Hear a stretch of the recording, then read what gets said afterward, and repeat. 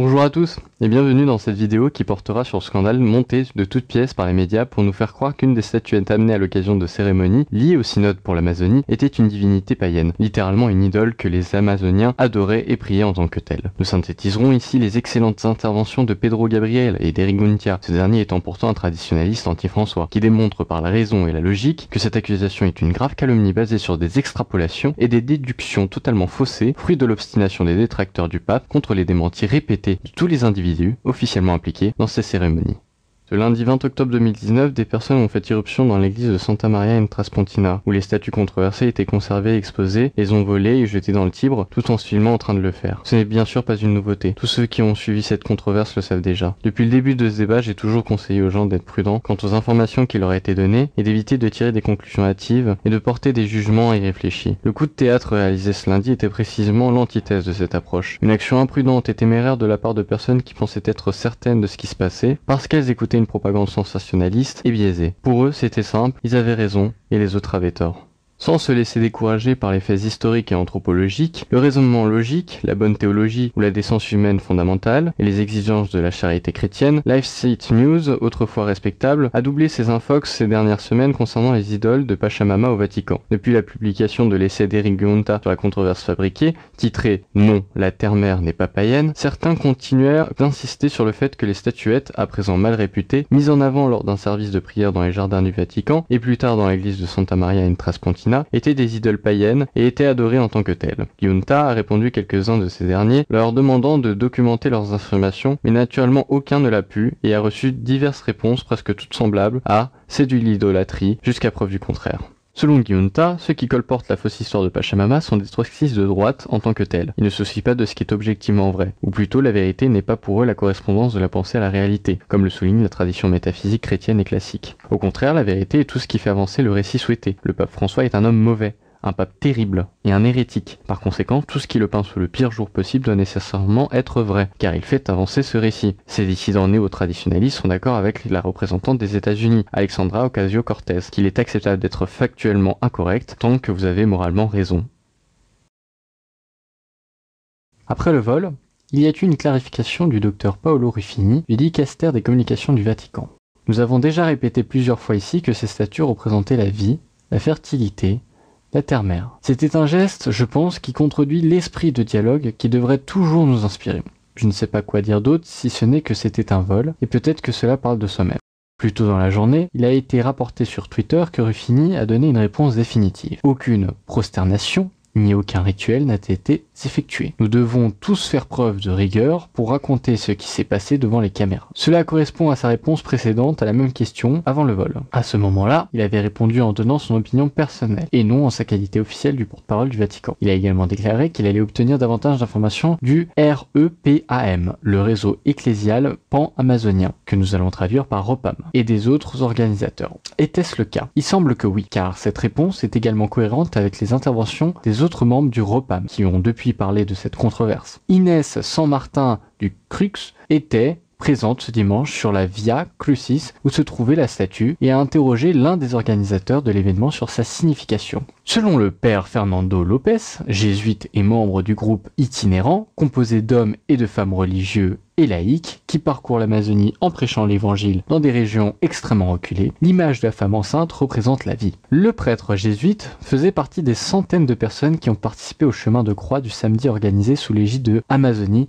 Maison Commune, parrainé par plusieurs organisations catholiques telles que Caritas Internationalis, Misereor, l'Union internationale des supérieurs généraux et le REPAM, le réseau ecclésial pan-amazonien. Lopez a déclaré que la sculpture sur bois est une image que le groupe itinérant utilise depuis des années et qu'elle a été achetée sur un marché artisanal à Manaus, une ville de l'Amazonie brésilienne. Plus récemment, nous avons découvert une vidéo publiée sur le mur Facebook d'une personne impliquée dans le groupe REPAM nommé Afonso Murad. Il y dit que l'image n'est pas religieuse, qu'elle n'a fait l'objet d'aucune forme de culte et qu'elle représente la terre et les peuples indigènes. Voici la transcription de ses propos d'après ma traduction du portugais brésilien original. Je suis le frère Afonso Murad. Je suis ici à Rome, au synode pour l'Amazonie, et je veux clarifier quelque chose que de nombreuses personnes au Brésil Brésil m'ont demandé d'aborder. Ce lundi matin, ou ce qui semble être le cas, un petit groupe est entré dans l'église des Carmélites de Transpontina, où il y a eu une série de célébrations sur l'Amazonie en parallèle avec le synode. Chaque jour, il y a au moins 2 moments de prière, en plus des conférences et des expositions. Dans ce contexte, une série de symboles ont été utilisés à cet endroit. Parmi eux, il y avait 3 silhouettes féminines. Celle d'une femme enceinte indigène qui symbolisait la terre qui prend soin de nous, et aussi les peuples indigènes. Je tiens à préciser que, contrairement à ce qui a été entendu au Brésil, ce n'est pas une image religieuse. Ce n'était pas l'objet d'un culte. C'est simplement un symbole des peuples indigènes qui a été étiqueté comme s'il s'agissait d'une image de la Pachamama, la mère-terre. Les peuples indigènes ne vénèrent pas les images de la terre-mère comme nous le faisons avec une image de Notre-Dame ou du Saint-Sacrement. C'était donc simplement un symbole religieux parmi tant d'autres qui sont présents dans cette église pour ceux qui veulent la voir. Par conséquent, cet acte était un acte de violence, de manque de respect et ne peut donc être approuvé par aucun d'entre nous. Aimerez-vous que quelqu'un parte dans votre église et prenne l'un de vos symboles religieux, que ce soit une bougie ou un tissu? Bien sûr que non. C'est pourquoi nous sommes clairement contre cet acte de violence et nous n'y accordons pas non plus trop d'importance. Car ce qui est plus important, c'est que nos yeux,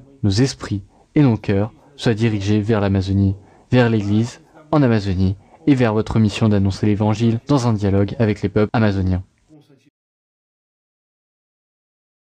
Ces sources font autorité puisque ces éclaircissements émanent de personnes qui ont effectivement participé à l'organisation des activités parallèles du synode. J'ai déjà dit que c'est vers elles que nous devrions nous tourner pour trouver des réponses. Cependant, ces informations contredisent ce qui a été dit par 2 autres participants, à savoir la femme autochtone qui a présidé le service et le père Roberto Rojas, le prêtre qui a été interviewé par Rome Reports et qui était l'organisateur de l'exposition dans l'église de Santa Maria in Traspontina. Tous 2 ont appelé les figures de Notre-Dame d'Amazonie. De plus, il y a eu 2 récits contradictoires sur l'origine de la statue. Le père Lopez dit qu'elle a été achetée sur un marché de Manaus et le père Rojas dit qu'elle a été sculptée par les catholiques indigènes de l'Amazonie. Il est important de noter que le ROPAM n'est pas une organisation unique, mais un réseau de diverses organisations différentes travaillant ensemble vers un objectif commun. De plus, il y avait plus d'un exemplaire de la même figure, de sorte qu'elle pouvait avoir des origines différentes. Par conséquent, contrairement à ce que certains de nos commentateurs ont dit, le docteur Ruffini n'a pas commis de faute en ignorant ces faits. Il répétait probablement l'explication qu'il avait reçue de l'organisateur à qui il avait demandé ou qui lui avait fourni cette information. Malgré ces divergences, toutes les personnes impliquées qui ont été interrogées sur le personnage s'accordent à dire que la statue n'est pas païenne. De 1, la femme autochtone et le père Horace disent que c'est Notre-Dame d'Amazon, ils n'ont pas attribué de signification païenne à la figure. De 2, le docteur Ruffini du dicaster des communications du Vatican a déclaré dans sa première réponse sur le sujet, bien qu'il n'ait pas agi en sa qualité officielle à l'époque, je crois que quand on essaie de voir des symboles païens ou de voir le mal, on n'y est pas. Troisièmement, avant lui, l'évêque David Guinea avait également été interrogé sur la signification de la statue et il a répondu « Nous n'avons pas besoin de créer de lien avec la Vierge Marie ou avec un élément païen ». Quatrièmement, le père Lopez, interviewé par Inès San Martin, dit « Lorsqu'on lui a demandé si cela faisait partie d'un rituel païen, le prêtre a répondu « non ». Cinquièmement et dernièrement, le frère Afonso Murad éclaire sur le fait que le personnage n'est pas une image religieuse et qui n'a reçu aucune sorte de culte. En d'autres termes, l'hypothèse du « c'est clairement païen » a été réfutée à chaque étape. Le fait que cette accusation n'ait pas été abandonnée, mais plutôt qu'elle ait été obstinément maintenue, démontre que ceux qui vilipendent cette figure ne sont pas préoccupés par la vérité, mais par le fait de pousser un récit. Mais attendez, le pape François lui-même n'a-t-il pas plus tard qualifié ces images de « Pachamama » ? Cette objection est également fallacieuse, car les néo-tradis persistaient face aux démentis répétés du Vatican et des organisateurs du synode bien avant que le pape François n'intervienne indirectement. Le pape fit ses remarques concernant l'incident. Je cite « Je voudrais dire un mot sur les statues de la Pachamama qui ont été retirées de l'église de la Transpontina, qui étaient là sans intention idolâtrique, et qui ont été jetées dans le Tibre. Avant tout, ceci est arrivé à Rome, et en tant qu'évêque de Rome, je demande pardon aux personnes qui ont été offensées par ce geste. » Veuillez noter que le pape est très clair. Les statues étaient là sans intention idolâtre. Là encore, les accusations de paganisme sont réfutées par nul autre que le vicaire du Christ et évêque de Rome. Cependant, les suspects habituels ont pris le fait que le pape faisait référence aux statues comme étant la Pachamama comme une validation de leur point de vue. Là encore, nous pouvons voir le modus operandi, ils choisissent ce qui valide le récit et passent sous silence ce qui ne les intéresse pas. Ils s'accrochent à un seul mot, Pachamama, et ignorent la partie qui dit qu'il n'a pas d'intention idolâtre. Heureusement, un porte-parole du Vatican, Matteo Bruni, a clarifié ce que le pape entendait par ce nom. Il déclarait que le pape avait utilisé ce nom pour identifier les statues, car c'est ainsi qu'elles étaient connues dans les médias italiens, et non pas en référence à la déesse. Il est intéressant de constater que ces détracteurs ne croient le pape que sur le passage Pachamama, car ils pensent que cela prouve leur point de vue. Si le pape disait le contraire, ils ne le croiraient pas, comme le montre le fait qu'ils ne sont pas d'accord lorsque le pape dit que les statues n'ont pas d'intention idolâtre. En fin de compte, le Vatican a expliqué pourquoi le pape a utilisé le mot Pachamama. L'idée que les statues étaient une déesse païenne et qu'elle recevait le culte de la latrie dans les jardins du Vatican a été réfutée une fois de plus, mais cette fois même aux échelons les plus hauts de l'Église. Permettez-nous aussi de répondre à l'objection selon laquelle les défenseurs du pape François eux-mêmes ont menti lorsqu'ils ont prétendu que ces statuettes étaient des représentations de la bienheureuse Vierge Marie sous le titre de Notre-Dame de l'Amazonie. Il n'y avait pas de tel mensonge. En fait, alors que, selon tous les récits faisant autorité, ces images n'étaient pas destinées à l'origine à représenter un personnage spécifique, mais étaient de simples représentations artistiques de femmes autochtones enceintes, certains fidèles amazoniens participant au synode les ont bel et bien pris pour les identifier comme des représentations autochtones de Marie, mère de Jésus. Un bon nombre de détracteurs du pape envoyaient des liens qui, selon eux, réfutaient les interprétations mariales des statues, en faisant abstraction de la façon dont ces liens réfutaient, en fait, leurs propres interprétations païennes des statues, et partaient sur des tirades ridicules du genre « Et maintenant, qu'allez-vous dire après ça, hein Qu'allez-vous faire? Je vous ai eu !» Et en même temps, ils ignoraient méticuleusement les organisateurs qui disaient en réalité que c'était Notre-Dame d'Amazonie, par une sorte d'amnésie sélective qui leur faisait oublier ces preuves gênantes. Le même type d'amnésie sélective qui a commodément oublié tout ce qui se trouvait dans leur propre lien et qui réfutait les accusations du paganisme, et qui n'est allé que pour ce qui niait Marie. C'est à la perspective de ceux qui voulaient désespérément valider leur thèse d'une Pachamama païenne sans fondement. Ils cherchaient des liens et des informations pour renforcer leur position, puis nous les lançaient comme s'ils annulaient d'une manière ou d'une autre les organisateurs qui disaient que c'était la Vierge. Le WTN avait publié un entretien de Raphaël Tavares qui disait avoir interrogé la REPAM sur l'origine des statues et avoir reçu la réponse suivante. L'image est de l'art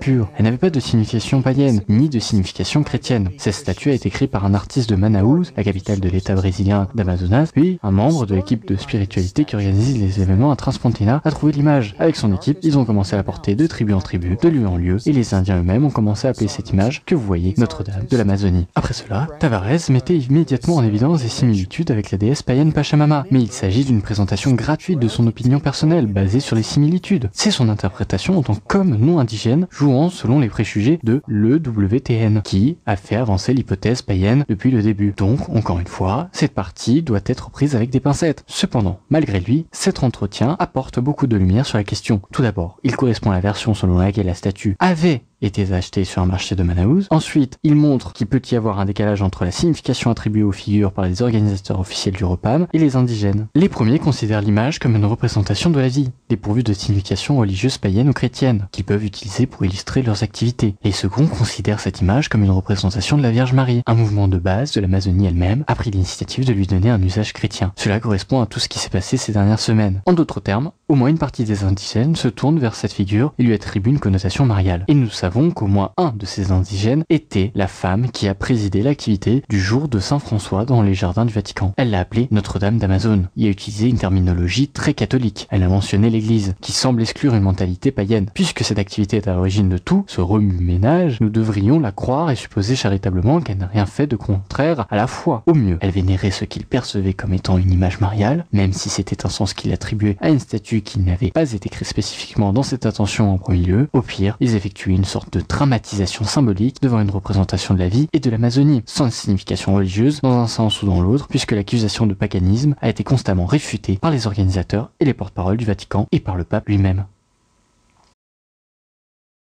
L'une des façons dont les critiques ont évité les réfutations constantes du paganisme, c'est de dire que le fait d'accueillir une représentation de la vie, ou de la terre-mère, ou de la fertilité, ou autre, dans une église, et de s'y incliner, et de toute façon du paganisme. Bien sûr, cela ne tient pas compte de ce qu'est réellement le paganisme. Les anciens païens n'ont pas créé une religion à partir de symboles et de simples représentations. Les dieux païens n'étaient pas des entités abstraites, mais des réalités concrètes pour leurs adorateurs. Les païens croyaient que leur idole ne représentait pas seulement certains concepts, comme la nature, les éléments physiques, l'amour, la guerre, mais que ces mêmes idoles contenaient l'énergie des concepts qu'elles représentaient. L'idolâtrie était donc un moyen de manipuler ces réalités abstraites, en les rendant tangibles, palpables visible. Vous ne verriez jamais un ancien païen dire « ce n'est qu'un symbole, une représentation ». Le dire rendrait l'acte d'idolâtrie insensé, puisque l'adorateur païen l'a fait pour obtenir une sorte de faveur des dieux. Incapable de prouver qu'il s'agissait de la déesse Pachamama connue dans d'autres cultures, certaines critiques postulent que lorsqu'ils disent Pachamama, ils ne font pas référence à la déesse réelle des livres d'anthropologie, mais à toute idée abstraite qu'ils peuvent interpréter comme du paganisme. Qu'il s'agisse de la Pachamama ou d'une représentation de la vie, c'est du pareil au même. Dans ce cas, ce que les critiques disent en réalité, c'est que la Pachamama est un concept dénué de sens qu'ils peuvent remplir avec n'importe quelle définition qu'ils veulent. En étiquetant tout ce qu'ils n'aiment pas comme Pachamama, ils font un tour de passe-passe par lequel ils peuvent transformer tout ce que le Vatican dit en une déesse païenne. C'est la raison pour laquelle la Pachamama est constamment répétée comme un fait établi. Bien sûr, ce n'est pas aussi simple qu'ils le voudraient. Eric Giunta démontrait la riche tradition orthodoxe qui remonte à l'époque médiévale de représentation de la terre ou mer ou nature dans les églises. Dans un addendum à son essai, il mentionne également les expressions légitimes de l'inculturation en Amérique du Sud, où se mêlent les figures de la Pachamama et de la Vierge Marie. Contrairement à certains anthropologues de salon qui ont abordé cette question en agitant simplement leur qualification, Eric Giunta fournit en fait de nombreuses citations et une bibliographie experte à son article. Je ne saurais trop le recommander. Dave Armstrong a aussi démontré dans un article que la figure symbolique de la Terre comme d'une mère était présente dans le catholicisme depuis longtemps et chez de nombreux auteurs réputés. On peut difficilement imaginer comment l'acte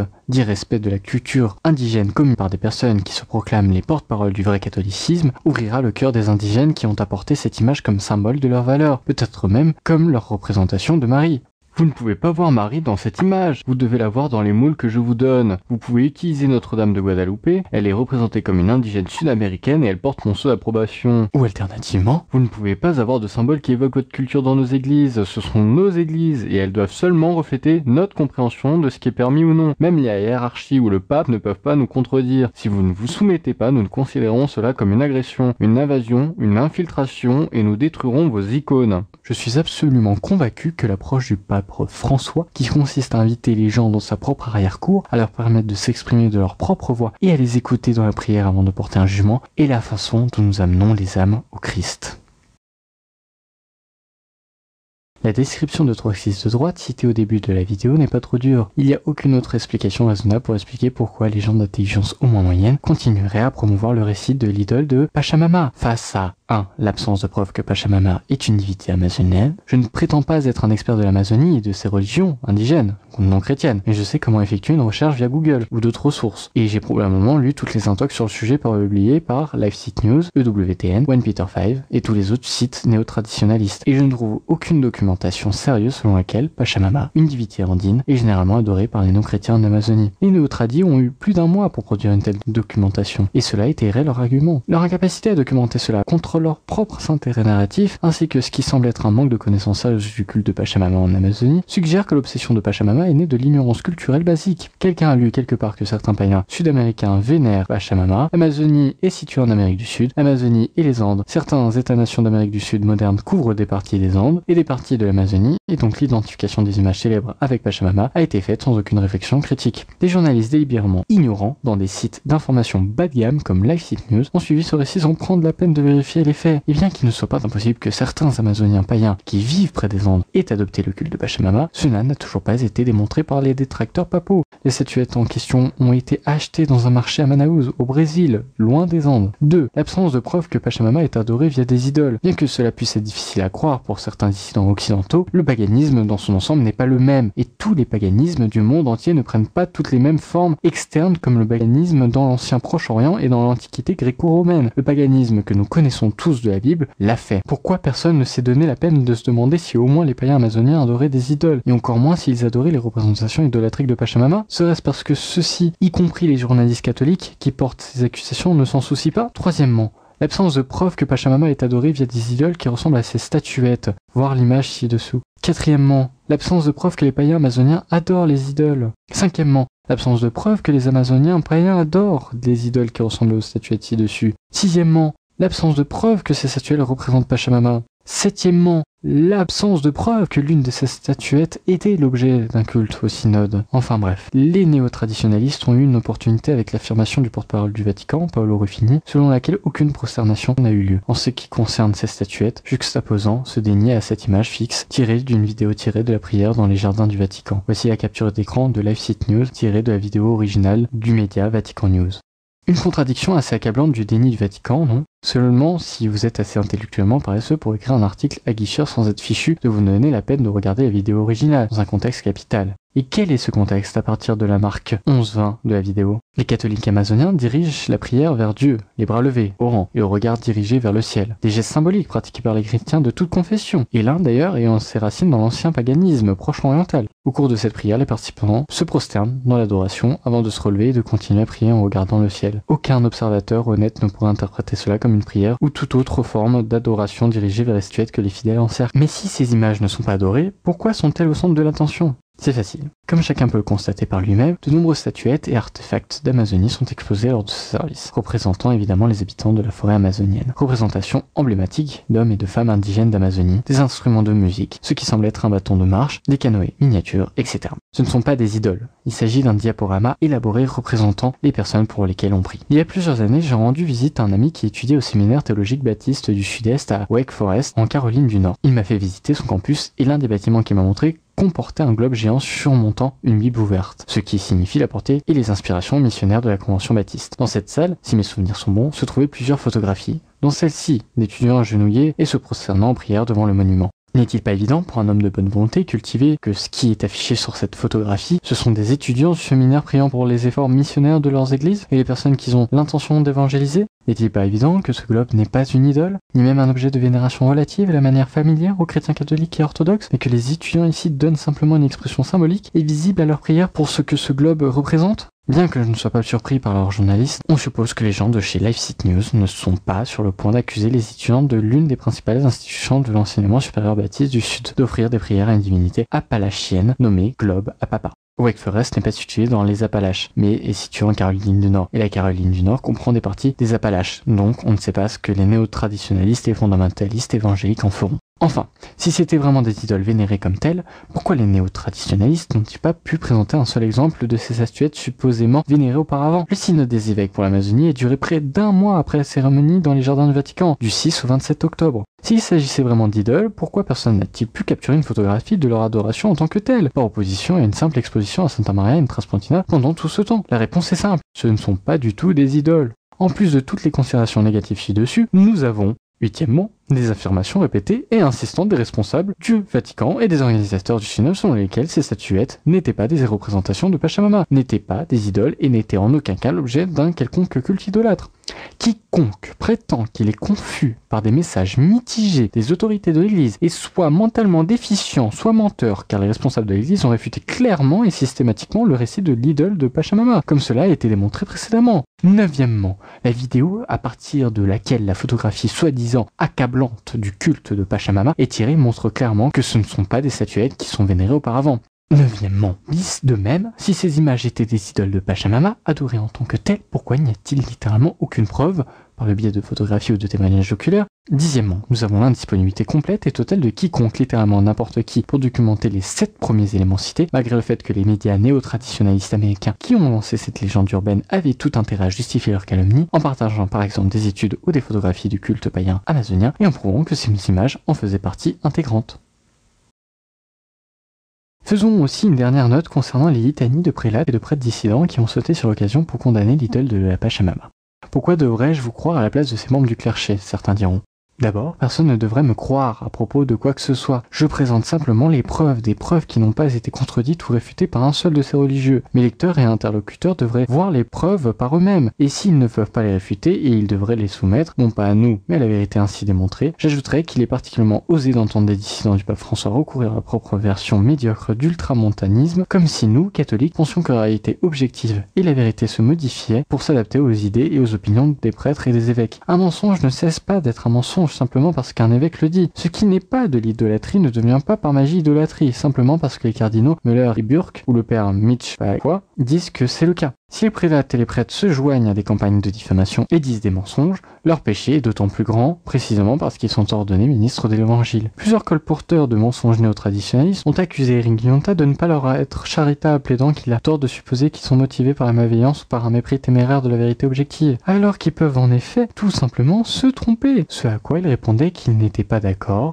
Vous ne pouvez pas prétendre au bénéfice du doute lorsque vous êtes l'initiateur de la calomnie et refuser d'accorder ce même avantage à d'autres, en particulier lorsque vous dirigez des journaux, des essais dissidents autrefois respectables et que vous possédez à la fois les facultés mentales requises et les ressources adéquates pour la recherche. F6 News et d'autres organes de presse catholiques dissidents le savent, ou devraient mieux le savoir. Mentir, même mentir pour le Christ, est un péché mortellement lorsque l'on ment volontairement et intentionnellement ou par négligence sur une matière grave, comme accuser ses pasteurs et ses frères en Christ d'avoir commis ce qui est littéralement le pire de tous les péchés possibles et imaginables. Dieu ne sera pas rayé ni par les politiciens de gauche et les modernistes théologiques qui invoquent son nom pour promouvoir toutes sortes de dégénérescences, ni par les néo-traditionalistes de droite dissidents qui l'invoquent pour répandre des mensonges pour le bien de leur âme et pour leur propre crédibilité journalistique. Les colporteurs du même Pachamama doivent se repentir de leurs péchés et corriger publiquement les informations erronées qu'ils ont publiées.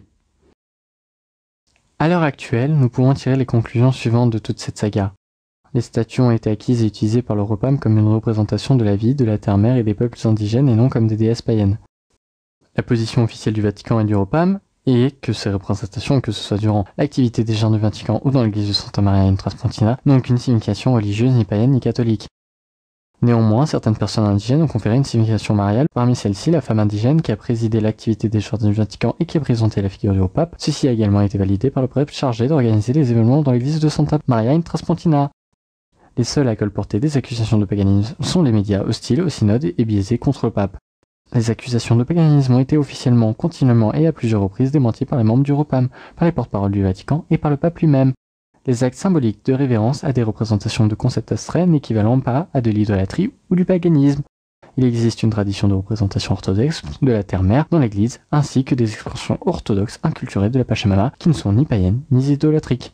Par conséquent, les actes de vol, de vandalisme et d'irrespect de la culture indigène qui ont eu lieu le 20 octobre 2019 étaient injustifiés et résultaient d'idées entourant les figures qui ne sont pas conformes à la réalité des faits. En fin de compte, rien de ce qui a pu être dit par le Vatican ou par l'Europam ou par Weyr Peter n'aurait pu arrêter les événements regrettables qui ont eu lieu. Le récit d'un soi-disant rituel païen avait déjà été mis en route et ne pouvait pas être arrêté, car ceux qui croient à ce récit ont donné leur soumission d'esprit et de volonté aux organes qui les ont nourris de cette propagande. Il fallait croire cette version, car il y avait derrière une arrière-pensée, s'appelle le synode, en le dépeignant comme un repère d'hétérodoxie, de libéralisme et de syncrétisme. Cela a servi à son tour le motif suprême, s'appelle le pontificat de François. C'est la seule raison pour laquelle cette figure devait être la Pachamama et pourquoi cette affirmation n'était pas falsifiable dans leur esprit. Nous avons préféré faire confiance en l'orthodoxie et en la bonne foi du pape, du synode et des participants catholiques indigènes. Nous nous opposons à l'herméneutique de la supposition en avançant plutôt une herméneutique de la foi et de la charité. Certaines personnes nous ont reproché d'avoir cru la femme indigène qui a présenté la statue du pape à sa juste valeur. Cependant, nous n'avons aucune raison de douter d'elle ni de sincérité. Si sa représentation de la Vierge est imparfaite, construisons à partir de là au lieu de lui enlever et de la détruire. Nous avons essayé de prendre le synode sur l'Amazonie dans notre cœur et d'en tirer les leçons. Et l'une des choses que le synode nous a demandé de faire depuis sa création était de parler moins et d'écouter plus. Ceux qui ont sombré dans la substitution et le vandalisme sont ceux qui ont refusé d'écouter qui que ce soit ou quoi que ce soit parce qu'ils pensaient avoir tout compris.